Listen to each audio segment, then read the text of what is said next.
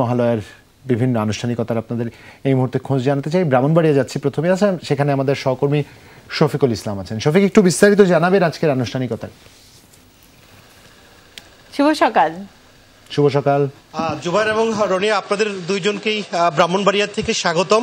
আজ শুভ মহালয়া, আধার পেরিয়ে দেবী দুর্গার আগমন এবং হচ্ছে এই মহালয়ার এই শুভ লগ্নে আমি এখন অবস্থান করছি ব্রাহ্মণবাড়িয়ার শ্মশানঘাট মন্দিরে। আসলে আমরা জানার চেষ্টা করব এখানকার মন্দিরের যিনি পুরোহিত হেমাংশ চৌধুরী মহাশয় আমার সাথে রয়েছেন। আমরা প্রথমেই জানতে চাবো যে মহালয়াতে আপনারা চণ্ডী পাঠ করেন, আসলে এই চণ্ডী পাঠটা আপনারা কেন করে থাকেন বা কি উদ্দেশ্য থাকে দেবী দুর্গাকে নিয়ে যদি আমাদেরকে একটু জানাতেন।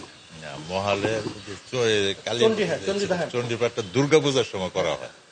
কি কারণে করে? দুর্গা পূজা দুর্গা মার একটা অংশ, না দুর্গা মার একটা অংশ আর এটা দুর্গা মার আগমন করা। আর তর্পণটা কেন আপনারা করেন? তর্পণটা করা হয় পিতৃপুরুষ যারা মা বাবা মারা গেছে বা কাকা আছে দাদু আছে তারা আত্মার শান্তিতে একটু জল দান করা। আজকে কি মহালয়াতে আর কি থাকে আপনাদের? না, মহালয়াতে আর এমন কোন বিশেষ কোন ইয়ে নেই, তর্পণটাই বেশিরভাগ। তর্পণটা কেন করে থাকে? তর্পণ এই তো যারা মারা গেছে তারা আত্মার শান্তির জন্য একটু জল দেওয়া হয়। আজ কেমন ভক্তরা আপনাদের? হ্যাঁ আছে, প্রায় কয়েকজনে আছে, বেশ কয়েকজন আছে। অনেকে তো আর শ্মশানে আর এই নদীতে করে এমন কোন, অনেকে বাড়ি ঘরেও করে, অনেকের সুবিধা আছে বাড়ি ঘরেও তারা তর্পণ করে। জুবাইর এবং রনি, আসলে মহালয়ার তাদের কার্যক্রম খুব সকাল থেকে আসলে শুরু হয়েছে। তারা তর্পণ করছেন তাদের পিতৃহারা, যারা মাতৃহারা হয়েছেন তাদের পবিত্র আত্মার উদ্দেশ্য তারা আসলে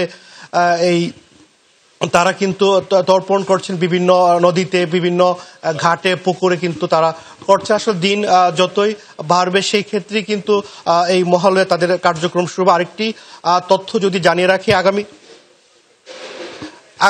আগামী 9 অক্টোবর থেকে কিন্তু ষষ্ঠীর মাধ্যমে কিন্তু পূজার আনুষ্ঠানিকতা, যে ষষ্ঠী পূজার আনুষ্ঠানিকতা শুরু হবে সেটি 13ই অক্টোবর অর্থাৎ বিজয় দশমীর মাধ্যমেই কিন্তু অর্থাৎ পূজার পরিসমাপ্তি ঘটবে।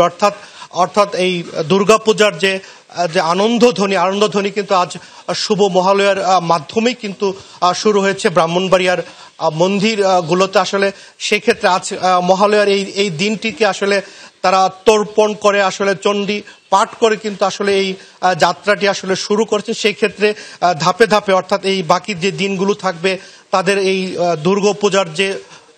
দুর্গাপূজার যে জয়ধ্বনি, এই জয়ধ্বনিটা কিন্তু চলবে হচ্ছে অর্থাৎ বিজয় দশমীর সমাপ্তির মাধ্যমে।